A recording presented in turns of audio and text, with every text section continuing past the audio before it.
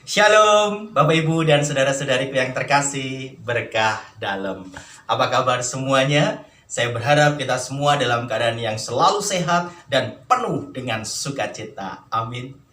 Bapak Ibu dan saudara-saudariku yang terkasih, ada beberapa pertanyaan yang datang kepada saya ketika saya sempat men-sharingkan tentang bagaimana kuasa doa rosario itu mampu mengalahkan setiap kuasa-kuasa kegelapan. Ada yang bertanya, apakah realitas kuasa kegelapan atau roh jahat itu benar-benar ada di dalam kehidupan kita sehari-hari? Izinkan saya mengatakan satu kebenaran ini, bahwa realitas roh jahat itu memang benar-benar ada. Hal ini boleh terungkap dan bisa kita lihat bersama di dalam syahadat panjang iman kepercayaan kita, di mana salah satu kalimatnya di sana adalah tentang pernyataan iman bahwa ada sesuatu yang kelihatan dan tidak kelihatan. Yang kelihatan sebagaimana kita semua, yaitu Anda dan saya, kita memiliki tubuh jasmani, kita memiliki kehidupan jasmani, dan itu bisa kita lihat dalam kehidupan sehari-hari. Namun di dalam alam roh ada juga sebuah kehidupan, atau ada pribadi-pribadi, ada roh yang tidak kelihatan, dan itu adalah realitas di dalam iman Kristiani kita maupun di dalam hidup kita sehari-hari. Bahkan kalau kita boleh membuka setiap bacaan di dalam kitab suci, khususnya Injil, tentang kisah-kisah Yesus, bagaimana kita bisa melihat di sana bahwa Yesus pun seringkali menghadapi kuasa-kuasa kegelapan ini, menghadapi roh-roh jahat ini. Bahkan Yesus kemudian dengan kuasanya yang diberikan oleh Allah Bapanya, dengan kuasa Roh Kudus yang menaunginya, Yesus selalu mampu mengalahkan setiap kuasa kegelapan. Maka di dalam hidup kita sehari-hari pun tidak dapat kita pungkiri bahwa roh jahat itu ada, realitas kuasa kegelapan itu ada, dan tidak tertutup kemungkinan pula bahwa ia akan senantiasa mengganggu setiap pribadi, mengganggu setiap jiwa. Bahkan dalam kondisi tertentu, ia akan merasuki beberapa jiwa yang hendak ia rebut dan ia bawa menjadi miliknya. Maka Bapak, Ibu, dan saudara-saudariku yang terkasih, dalam realitas ini, izinkan saya boleh men-sharingkan beberapa hal kepada kita semua. Bahwa di dalam ajaran iman gereja Katolik kita, di dalam hidup Kristianitas kita, sebenarnya kita diberi kuasa oleh Tuhan untuk mampu mengalahkan setiap roh jahat tersebut, untuk mampu mengalahkan setiap pengaruh-pengaruh dari kuasa kegelapan. Maka saya sangat bersyukur jika dalam beberapa kesempatan diberi rahmat oleh Tuhan, dan juga bersama dengan tim pelayanan doa pelepasan, kami boleh memenangkan setiap peperangan rohani yang kami hadapi. Dan tentunya itu membutuhkan sebuah persiapan. Maka pada kesempatan kali ini saya ingin men-sharingkan tentang persiapan-persiapan yang perlu kita lakukan sebelum kita terjun ke dalam pelayanan doa pelepasan, serta bagaimana rumusan doa yang bisa kita pakai untuk mengalahkan setiap kuasa-kuasa kegelapan tersebut. Amin. Ada beberapa hal pokok yang dapat kita lakukan untuk persiapan diri kita maupun tim pelayanan doa pelepasan kuasa jahat yang dianugerahkan ke dalam tim pelayanan kita.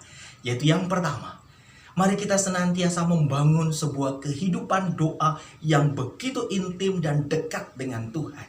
Baik itu melalui doa-doa rosario, doa kerahiman ilahi, maupun melalui sebuah kehidupan doa pujian dan penyembahan setiap hari. Sehingga kita boleh bersatu intim dengan Tuhan, kita boleh senantiasa memuji dan menyembahnya, sehingga hadiratnya boleh memenuhi keseluruhan hidup kita dan setiap aktivitas maupun pekerjaan kita.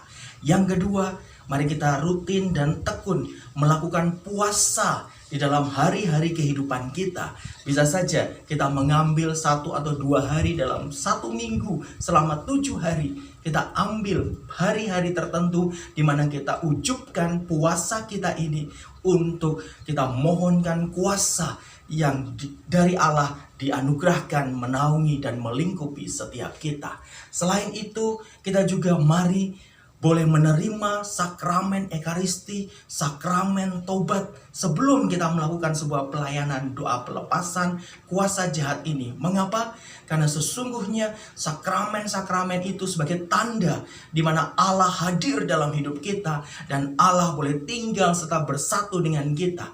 Khususnya di dalam sakramen Ekaristi, Yesus sendiri boleh hidup di dalam kita. Sedangkan dengan sakramen tobat, kita boleh dikuduskan, kita boleh disucikan, dan kita dimurnikan. Sehingga Roh Kudus sungguh-sungguh boleh berkenan tinggal di dalam kita dan boleh memakai setiap kita dengan kuasanya yang kudus dan dahsyat. Demikian juga kita membangun sebuah kesatuan hati bersama dengan tim pelayanan doa pelepasan kuasa jahat tersebut. Sehingga ketika kita terjun dalam pelayanan, maka kita sungguh-sungguh bersatu hati karena ada kuasa di dalam kesatuan. Amin. Kemudian ketika akhirnya tiba hari di mana kita harus melakukan pelayanan doa pelepasan kuasa jahat tersebut terhadap seorang pribadi atau sebuah jiwa yang Tuhan rindukan untuk dilepaskan dan diselamatkan, sebuah jiwa yang Tuhan rindukan untuk kembali menjadi miliknya, maka pada saat itu ada beberapa rumusan doa yang bisa kita pakai bersama dengan tim pelayanan ini sehingga kuasa Tuhan boleh menaungi kita. Biasanya saya dengan beberapa tim pelayanan doa, ketika kami memulai pelayanan doa pelepasan kuasa jahat ini, kami akan memulainya dengan pujian dan penyembahan. Kami melantunkan lagu-lagu penyembahan di mana kami mohon hadirat Roh Kudus dan Allah boleh ada di tengah-tengah kita semua, dan kemudian kami menyembahnya di dalam roh dan kebenaran. Dan selanjutnya rumusan doa yang biasa kami pakai adalah Bapa, di dalam nama Yesus, di dalam kuasa sabda dan darah Yesus Kristus Putramu, Tuhan dan Juru Selamat kami, di dalam nama Yesus kami mohon, lingkupilah kami dengan kuat kuasa darahnya yang kudus. Lindungilah kami dari setiap kuasa-kuasa kegelapan, dan lingkupi serta lindungi pula setiap anggota keluarga kami dimanapun mereka berada, sehingga hidup kami boleh senantiasa berada di dalam perlindungan dan naungan kuasa-Mu.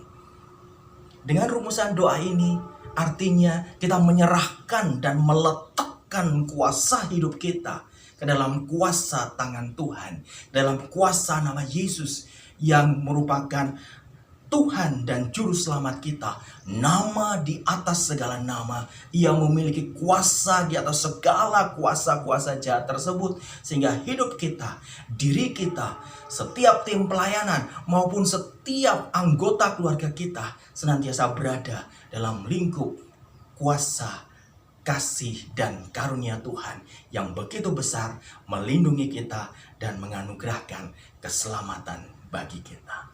Amin. Demikian pula pada kesempatan itu kami akan berdoa untuk mohon agar para malaikat surga dan seluruh bala tentara surga boleh datang menaungi setiap kami, sehingga berperang bersama-sama dengan kami dan dengan kuasanya yang kudus mampu memenangkan setiap peperangan rohani tersebut.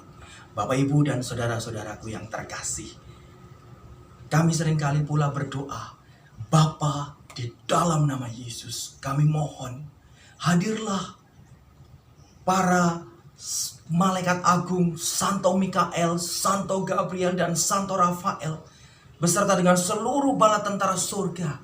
Di dalam nama Yesus hadirlah di tengah-tengah kami, berkemahlah di sekeliling kami, dan berperanglah bersama-sama dengan kami. Dan kemudian biasanya kami lanjutkan dengan rumusan doa resmi yang ada di dalam gereja Katolik. Doa kepada Santo Mikael, saya bacakan.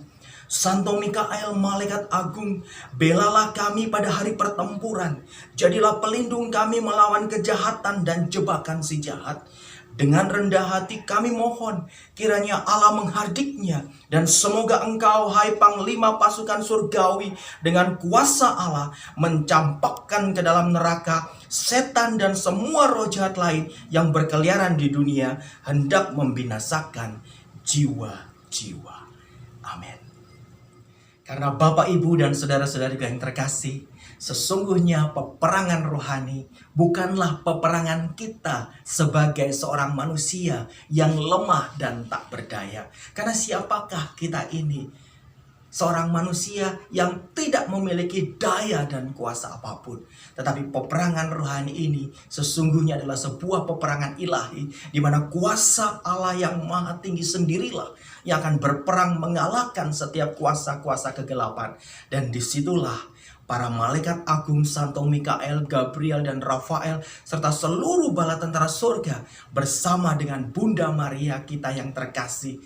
Di sanalah peperangan rohani itu terjadi. Dan merekalah yang akan berperang untuk kemenangan kita. Merekalah yang akan berperang untuk kejayaan dan kemuliaan Allah yang maha tinggi. Maka mari kita sungguh boleh melibatkan Santo Mikael, Gabriel, dan Rafael serta Bunda Maria. Kita undang kehadiran mereka beserta bala tentara surga untuk bersama-sama dengan kita memenangkan setiap peperangan rohani ini. Amin. Maka selanjutnya, ketika kita merasa bahwa seluruh persiapan sudah kita lakukan, dan rumusan-rumusan doa tadi telah kita lantunkan, dan kita sungguh percaya dan yakin bahwa para malaikat surga, Santo Mikael, Gabriel, dan Rafael, beserta dengan Bunda Maria dan seluruh bala tentara surga itu telah hadir bersama-sama dengan kita, maka kita bisa mulai melanjutkan untuk doa pelepasan. Maka biasanya saya dan seluruh tim pelayanan doa, kami melanjutkan dengan berdoa. Bapa, di dalam nama Yesus, di dalam kuasa sabda dan darahnya yang telah dianugerahkan kepada kami sebagai orang Kristen, di dalam nama Yesus, kami menghardik Engkau, hai segala kuasa-kuasa kegelapan. Dan kami perintahkan Engkau untuk keluar dari jiwa putra dan putri Allah Bapa ini. Dan saat ini Engkau harus keluar untuk pergi menghadap Yesus Kristus, Tuhan dan Juru Selamat kami, serta bertekuk lutut di bawah kaki salib Yesus Tuhan kami. Dan biarlah Engkau dibakar dengan api kemuliaan Roh Kudus. Amin. Itulah rumusan yang biasa kami pakai. Dan mengapa ketika kita perintahkan kuasa jahat ini keluar, kita harus arahkan kuasa jahat ini, roh-roh jahat ini, untuk menghadap Yesus Kristus Tuhan kita dan bertekuk lutut di bawah kaki salib. Karena sesungguhnya disitulah ia akan dihancurkan dan dikalahkan oleh kuasa darah Yesus dan oleh api kemuliaan Roh Kudus. Amin. Atau pada kesempatan yang lain, kami juga biasa memakai rumusan doa ini.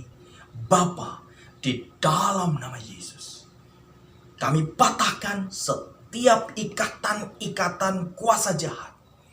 Kami patahkan roh-roh kenajisan, roh-roh percabulan, roh dusta, roh tipu muslihat, roh kemarahan, iri hati, dendam, dan semua roh-roh jahat yang lainnya yang telah mengikat jiwa putra atau putri Allah ini.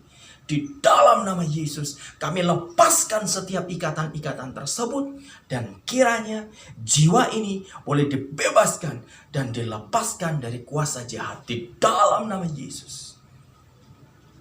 Terbebaslah engkau dari setiap ikatan-ikatan kuasa dan roh jahat. Amin.